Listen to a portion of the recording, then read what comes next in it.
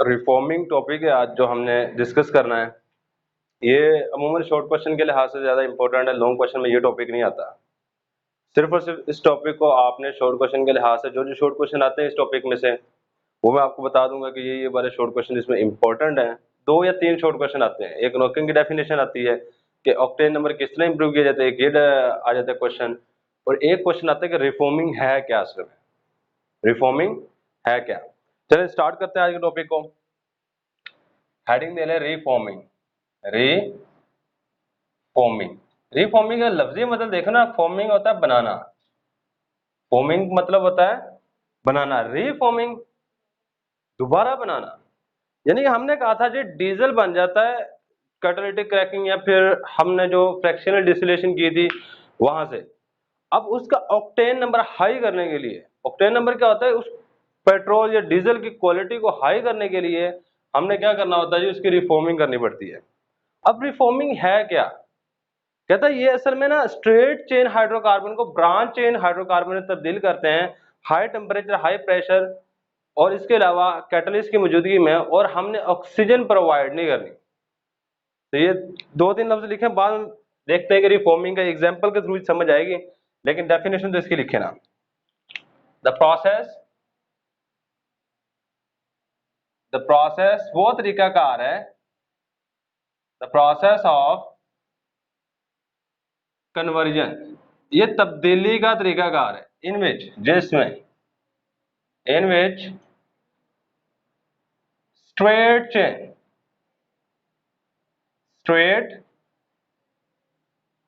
Chain hydrocarbon is changed into, इससे straight chain hydrocarbon को बदल दिया जाता है इनटू ब्रांच्ड चेन हाइड्रोकार्बन, इसमें बदल दिया जाता है जी किसकी मौजूदगी में, हाइड्रोकार्बन। और ये वाला सारे का सारा प्रोसेस हो रहा होता है at high temperature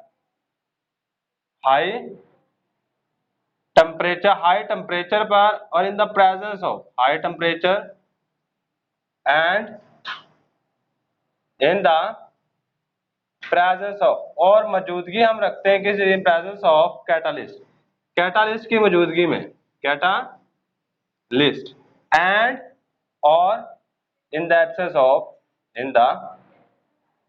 absence of O2 is called, अकोमा डाल के इज कॉल्ड, इस तरीकेकार को हम क्या कहते हैं जी, इज कॉल्ड रिफॉर्मिंग। चंद एक बातें याद रखने वाली हैं यहाँ पे। सबसे पहले ये वाली चीज तो देख लेते हैं, स्ट्रेट चेन को ब्रांच चेन में किस तरह कन्वर्ट करते हैं। 3 बातें हैं। सबसे पहले हाई टेम्परेचर देना है, यानी इसको गर्म करना है जो भी डीजल होगा, और गर्म करते वक्त आपने कोई ना कोई कैटलिस्ट यूज करना है, और ऑक्सीजन आपने ध्यान रखना है किसी तरीके से ऑक्सीजन ना पहुंचे, क्योंकि अगर ऑक्सीजन पहुंची तो पेट्रोल को आग लग जाएगी। पेट्रोल या फिर जो डीजल के हम ऑक्टेन नंबर हाई कर रहे हैं उस डीजल को या पेट्रोल को क्या हो जाएगा, आग लग जाएगी। इसलिए हम कोशिश करते हैं कि ये इन द एब्सेंस, ये वाला वर्ड बहुत ज्यादा इंपॉर्टेंट है। तो हमने कॉल के अंदर भी लिखा था, यहाँ पे भी इन द एब्सेंस ऑफ ऑक्सीजन, तो ऑक्सीजन की गैर मौजूदगी में ही ये वाला तरीकाकार हमने करना होता है। ये हमारी डेफिनेशन हो गया। अब एग्जाम्पल पे आ जाए। एग्जाम्पल हम कहते हैं जी, ये चीज चेक कीजिएगा 1 मिनट के लिए। एग्जाम्पल की हेडिंग दें, मैं ना ऑक्टेन का फॉर्मूला लिखने लगा हूं। किसका, ऑक्टेन का। ऑक्टेन का आपको फार्मूला पता ही है कि इसमें 8 कार्बन एटम होंगे, यानी कि ये वाला ऑक्टेन का formula CH2 CH2 CH2 CH2 CH2 CH2 1 2 3 4 5 6 7 और ये ले, ये 8 कार्बन एटम होंगे। सही है। अब देख लें क्या है, स्ट्रेट चेन है, सही है। कौन सा कंपाउंड है, ऑक्टेन है। और पेट्रोल डीजल के अंदर, गैसोलीन के अंदर ज्यादातर मिकदार में ऑक्टेन ही होती है। गैसोलीन में मैंने लास्ट में बताया था, गैसोलीन के अंदर जो फ्रैक्शंस पाई जाती है कार्बन, उसमें कार्बन 7 हो सकते हैं, 8 हो सकते हैं या 6 हो सकते हैं। ये चेक कर 8 वाला है अमूमन जो ज्यादातर पाया जाता है। 7 वाला भी हम बात कर लेते हैं, लेकिन ये वाला अमूमन पाया जाता है डीजल के अंदर, गैसोलीन जिसको हम कह रहे होते हैं। अच्छा ये वाली चीज है हमारे पास स्ट्रेट चेन, अब इसको मैंने ब्रांच चेन में चेंज करना है। अब देखिएगा मैंने क्या किया है, इसको हीट कर दिया, आपने इस तरह आगे की तरफ एरो लगा के लिखिएगा। मैंने क्या किया है, इसको हीट किया है किसकी मौजूदगी में, कैटालिस्ट की मौजूदगी में, कैटालिस्ट की मौजूदगी में इसको हीट कर दिया। जैसे ही मैं हीट करता हूं तो क्या होता है कि थोड़ा सा काम यहाँ पे चेंज हो जाता है, ये स्ट्रेट चेन से ब्रांच चेन में चेंज हो, किस तरह स्ट्रेट चेन से ब्रांच चेन में, आगे हम देख लेते हैं, कार्बन एटम पूरे करने सीख लेंगे। आपने करना क्या है कि पहले 2 कार्बन पे मिथाइल ग्रुप यहां पे लगा देने और चौथे पे यहां पे लगा देना, बस। बाकी आपने वैलेंसी पूरी करनी है। इस कार्बन की वैलेंसी 4 पूरी हो गई है, इसकी 2 है, साथ में क्या करना है, 2 हाइड्रोजन लगा दे। इसकी एक वैलेंसी है यहाँ पे ऐसे लगा, और यहाँ पे इसकी एक बॉन्ड बना हुआ है, बाकी 3 बॉन्ड हाइड्रोजन के साथ बनवा दें। अब चेक कर लें इस कंपाउंड में और इस कंपाउंड में कार्बन एटम गिनने हैं, कितने हैं टोटल कार्बन एटम, 8 तो इसमें है ही हैं, 1 2 3 4 5 6 7 और 8 ही हैं। सिर्फ क्या किया हमने, इसको स्ट्रेट चेन से ब्रांच चेन में चेंज कर दिया है, कन्वर्ट कर दिया है। ये हमारे पास होता है जी रिफॉर्मिंग का प्रोसेस, जिसमें हम किसी भी स्ट्रेट चेन हाइड्रोकार्बन को चेंज कर देते हैं ब्रांच चेन हाइड्रोकार्बन में। इससे हमारे पास फायदा क्या होता है, इसका हमें क्या फायदा है, ये चीज हमें ज्यादा इंपॉर्टेंट है। असल में इसका अगर साइंटिफिक नेम देखे जाए ना, IUPAC नेम, आपको अभी तरीकाकार नहीं पता IUPAC नेम देने का, ये आगे जाके हम ना चैप्टर नंबर 7 करने के बाद सारा का सारा IUPAC नेम किस तरह किसी भी कंपाउंड को असाइन करते हैं, जो भी कंपाउंड दे दे आपको, हम वो तरीकाकार पढ़ेंगे कि IUPAC नेम किसी भी कंपाउंड को किस तरह दिया जा सकता है। सही, लेकिन अभी सिर्फ आपने IUPAC नेम लिखना है, सही है। अब थोड़ा समझा देता हूँ, देखें यहाँ पे नंबरिंग देनी होती है सबसे पहले। अगर नंबरिंग देंगे तो आपने बेशक ना दीजिएगा 1 2 3 4 5, 2 पे इस चीज को कहते हैं मिथाइल ग्रुप, ये भी मिथाइल ग्रुप है, ये भी मिथाइल ग्रुप। अब देखिए मिथाइल ग्रुप कहाँ कहाँ पे लगे हुए हैं, कार्बन नंबर 2 पे और 4 पे, इसे हम कहते हैं ये 2, 2 पे 2 बार लगा हुआ है, 2 2 4, 2 दफा 2 पे लगा हुआ है, 1 दफा 4 पे लगा हुआ है। आगे क्या करना है, tri methyl, tri methyl, try पता चल गया क्यों लिखा है, क्योंकि 3 मिथाइल ग्रुप लगे हुए हैं। आगे देखें स्ट्रेट चेन में कितने यहाँ पे आ रहे हैं कार्बन एटम, पेंटेन आ जाए, ये हमारे पास इसका फॉर्मूला है। अब आ जाता है ऑक्टेन नंबर। ऑक्टेन नंबर क्या होता है, असल में ना ऑक्टेन नंबर इसके दरमियान में और इसके दरमियान में रेशो होती है। क्या होता है, इसके दरमियान में और इसके दरमियान में रेशो है, जितनी रेशो ये ज्यादा होगी उतना ऑक्टेन नंबर ज्यादा होगा। असल में अब जो आपकी बुक वाला कहता है हमने ना इसको सिर्फ थ्योरेटिकली यानी कि ख्याली तौर पे, हमने कोई इसका वो नहीं है कि पीछे, जिस तरह हमने वहां यानी कि स्टैंडर्ड हाइड्रोजन इलेक्ट्रोड को एक ख्याली वैल्यू दी थी कि 0.000 वोल्ट, तो सेम काम यहाँ पे हो रहा है। कहता है आपने इसको ऑक्टेन नंबर देना है जी 0, इसका 0 है, इसका 100 है, बस इतनी बात याद रखनी है। तो ब्रांच चेन वाले को उसने 100 दे दिया है, स्ट्रेट चेन वाले का 0 ऑक्टेन नंबर, यही बात दो यहाँ पे नीचे लिखेंगे। ये 2 बातें लिख रहे हैं, octane number of straight chain, straight chain octane, straight chain octane का जो ऑक्टेन नंबर हमने दिया है is 0। Octane number of branch chain, branch chain, उसका नाम भी लिख दें आप 224 224 tri methyl octane, sorry pentane, tri methyl pentane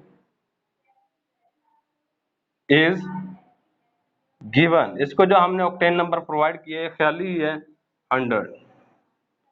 अगर इनके दरमियान में कोई आ जाए, दोनों के दरमियान में रेशो निकाल दे, रेशो निकाल के हम ऑक्टेन नंबर मालूम कर लेते हैं। यानी कि अगर किसी डीजल के अंदर ये वाली चीज ज्यादा मिकदार पाई जाएगी, उसका ऑक्टेन नंबर उतना ही ज्यादा हाई होगा, उसका ऑक्टेन नंबर उतना ही ज्यादा हाई होगा। ये जी रिफॉर्मिंग की डेफिनेशन विद एग्जांपल आपने याद कर लेनी है। अब इसके बाद सेकंड क्वेश्चन आता है, what is knocking, how it is reduced. Knocking क्या है और इसको किस तरह कम किया जा सकता है, इसकी तो सिंपल डेफिनेशन आती है, इसके ऊपर इंपॉर्टेंट शॉर्ट क्वेश्चन लिख लीजिएगा, ये बड़ी दफा आया हुआ है। व्हाट इज knocking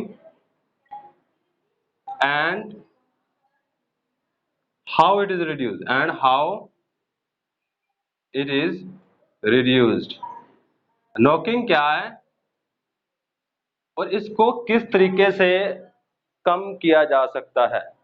अच्छा सिंपल, जब बाइक चलाते हैं ना, कभी वो सिलेंसर ना हो तो क्या होता है जी, वो बहुत ज्यादा आवाज देनी शुरू कर देता है, इंजन से बहुत मेटेलिक साउंड, जिस तरह ना मेटल आपस में टकरा, ये जो बात याद है जो बाइक के अंदर आवाज पैदा होती है ये मेटेलिक साउंड ही होता है, मेटल अंदर टकरा रही होती है जिसकी वजह से साउंड पैदा होता है, और कोई भी चीज नहीं इसके अंदर है, सही है।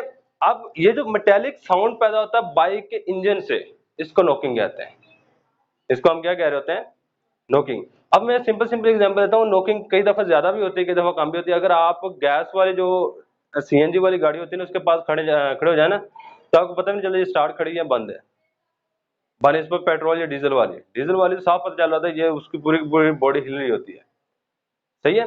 अब नॉकिंग क्या है ये आपको पता चल गया है कि जो इंजन से साउंड पैदा होती है, नॉकिंग वैसे कहते हैं किसको है, नॉक, खटखटाना, आवाज पैदा करना, सही है। सेम काम इंजन के अंदर हो रहा होता है, सही है, वहां पे खटखटाना वो किस वजह से होता है वो भी देख लेते हैं। अब इसको कम किस तरह किया जा सकता है, कम करने का ना 2 या 3 तरीकाकार है। पहला तरीकाकार तो यही है कि आप हायर ऑक्टेन नंबर वाला ये वाला फ्यूल यूज करेंगे तो नॉकिंग कम होगी, यानी कि रिफॉर्मिंग कर लें, रिफॉर्मिंग करके जो हायर ऑक्टेन नंबर वाला पेट्रोल होगा या डीजल होगा वो यूज करेंगे तो नॉकिंग कम होगी। सेकंड तरीकाकार है जी, आप टेट्रा इथाइल लेड इसके अंदर मिक्स कर दें पेट्रोल के अंदर, और ये पीछे से करके भेजते हैं, ये पीछे से जो कंपनी वाले होते हैं ये खुद ही अपनी तरफ से इस टेट्रा इथाइलेट TEL कहते हैं, इसको मिक्स करते हैं पेट्रोल या डीजल के अंदर फिर भेजते हैं, और उसका कुछ नुकसान भी होता है। या tetra methylate, tetra ethylate mix कर दें या टेट्रा मिथाइलेट, दोनों का फॉर्मूला भी देख लेते हैं कि क्या होता है। चलिए स्टार्ट करते हैं। अब नॉकिंग पैदा क्यों होती है ये बात याद रखिएगा। कहते हैं जिस तरह आपने वो पिस्टन पढ़ा होगा फर्स्ट ईयर के अंदर, पढ़ा है कि नहीं, यहाँ पे पिस्टन होता है आपका, यहाँ पे नीचे की तरफ आ रहा होता है जहां पे ये जुड़ा होता है, सही। अब होता यह है कि इसको समझ लीजिएगा थोड़ा सा, यहां से पेट्रोल या डीजल आपका स्प्रे होना होता है, सही, और यहाँ पे एक साइड पे स्पार्क प्लग, ये जो आप प्लग लगा होता है ना मोटरसाइकिल का या बाइक का या किसी और चीज का, यहाँ पे स्पार्क प्लग का क्या होता है, इसने करंट पैदा करना है, करंट पैदा होने से क्या होगा जी, डीजल या पेट्रोल को आग लगेगी, डीजल या पेट्रोल को आग लगेगी। अब अमूमन अगर नॉकिंग नहीं पैदा करना चाहते तो क्या होता है जी, स्पार्क, ये पेट्रोल यहाँ पे स्प्रे हो, स्पार्क प्लग जले, जलने के बाद इस पेट्रोल को आग लगे, वो नॉर्मल प्रोसेस है, उसमें इतनी आवाज पैदा नहीं होगी। तो बाज दफा ऐसा होता है कि ये जो इंजन जब इंजन चलता रहता है गर्म हो जाता है, वो कहता है इस स्पार्क प्लग के जलने से पहले, ये स्पार्क पैदा करे इससे पहले ही आग लग जाती है। जब आग लगती है तो क्या होता है, यहाँ पे नॉकिंग साउंड पैदा होनी शुरू हो जाती है। अब इसका नुकसान क्या है, अब आपको पता है इसने ना नीचे जाके फिर ऊपर आना होता है, सही है। अब जब आग लगती है तो आग लगने की जो गैसें फैलती हैं, सही, गैसेस बनेंगे, आपको पता है जब भी कोई आग वगैरह लगती है वाटर वेपर बनते हैं, वाटर वेपर के साथ कार्बन डाइऑक्साइड गैस बन रही होती है, और जो गैसेज होती हैं वो फैलती हैं हमेशा। और जैसे यहाँ पे आग लगती है गैसेज ने फैलना है, फैलने की वजह से सिलेंडर ने नीचे की तरफ जाना है, सिलेंडर नीचे की तरफ जाएगा, शाफ्ट भी नीचे की तरफ जाएगी, जिसकी वजह से बाइक वगैरह चलेगी, सही। अब होता यह है कि ये वाली चीज यहां तक नीचे की तरफ आके ऊपर की तरफ आ रही होती है, यहां से ऊपर की तरफ आ रही होती है। अब ये फुल ऊपर नहीं जाती, एक होता है ना फुल ऊपर जाकर फिर नीचे आएगा, वो भी ऊपर नहीं जा रही होती है, अभी दरमियान में होती है, कई दोबारा फिर यहाँ पे आग लग जाती है, और वो वहां पे होती है फिर दोबारा आग लगती है फिर नीचे की तरफ, इस वजह से मेटालिक साउंड पैदा होती है। कि प्री इग्निशन वर्ड यूज करेगा तो प्री इग्निशन हो जाती है। प्री इग्निशन किसको कहते हैं, जलने का अमल, कि पहले ही आग लग जाती है स्पार्क होने से पहले, सही है। इस वजह जो साउंड पैदा होती है उसको हम नॉकिंग का नाम देते हैं। चलिए डेफिनेशन लिखे नॉकिंग की। प्री इग्निशन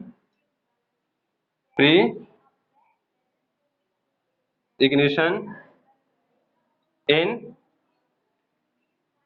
इंजन, इंजन के अंदर प्री इग्निशन हो जाती है बिफोर, इससे पहले, before the spark, before the spark, क्या वो जो प्लग वगैरह वो स्पार्क पैदा करे, वो छोटी सी बिजली पैदा करे, उससे पहले ही प्री इग्निशन हो जाती है। Then a sharp then a sharp, तेज, शार्प होता है तेज, then a sharp metallic sound is produced, metallic sound is produced, तो बहुत तेज आवाज पैदा होती है मेटल की, which is known as, which is known as knocking, इस चीज का हम knocking का नाम दे रहे होते हैं, which is known as knocking। अब knocking को रिड्यूस करने का तरीका का, way to reduce knocking, way to reduce knocking, क्या knocking को हम किस तरह कम कर सकते हैं। सबसे पहला तरीकाकार बाय रिफॉर्मिंग, सही है। पहला तरीकाकार क्या है जी, बाय रिफॉर्मिंग, बाय रिफॉर्मिंग।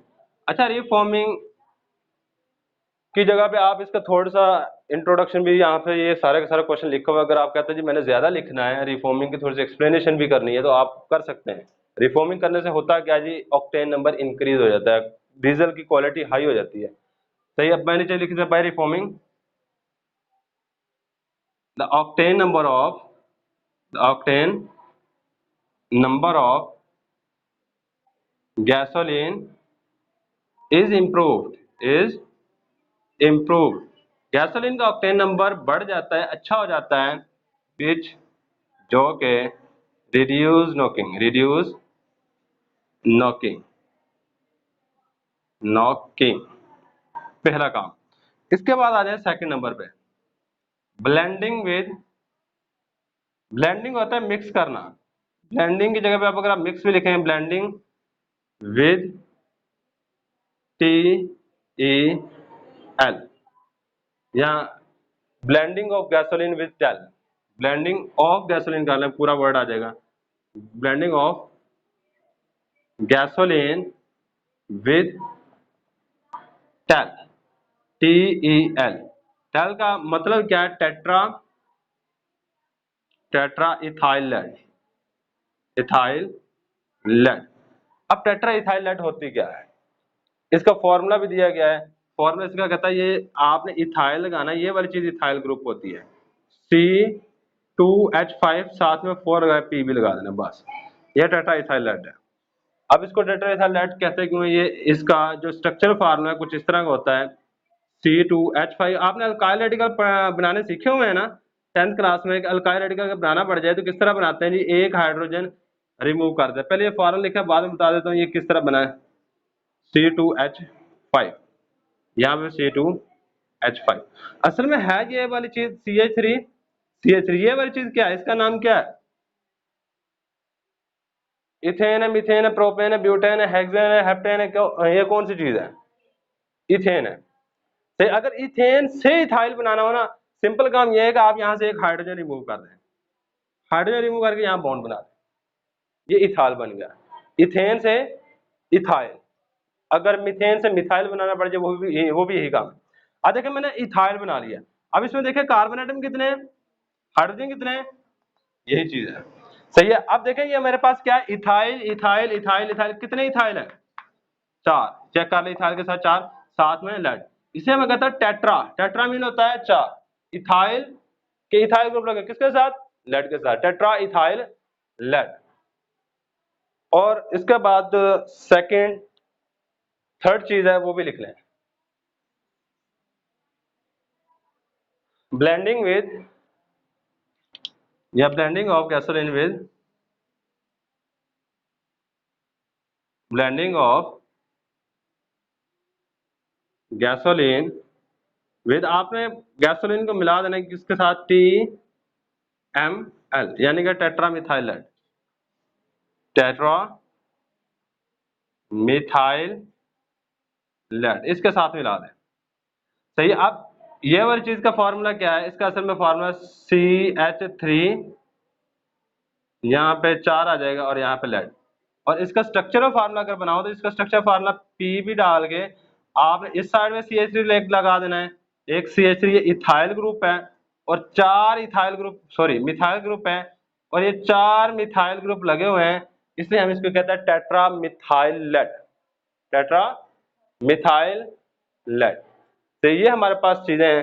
अब कहता है जी ये जो हम TEL या TML यूज करते हैं इसका नुकसान है कि जैसे ये इंजन के अंदर जाकर जलता है तो यहाँ पे इसकी रिडक्शन होके यहाँ पे मेटल ऑक्साइड बनता है, लेकिन लेड ऑक्साइड वगैरह बनेगा जो कि हार्मफुल है एटमॉस्फेयर के लिए।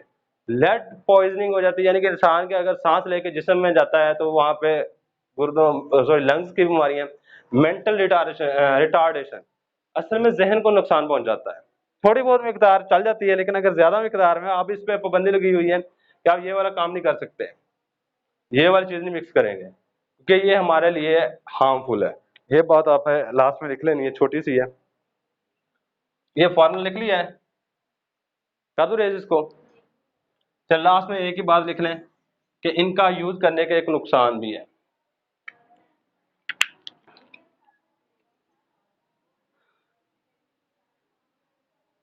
By using TEL and TML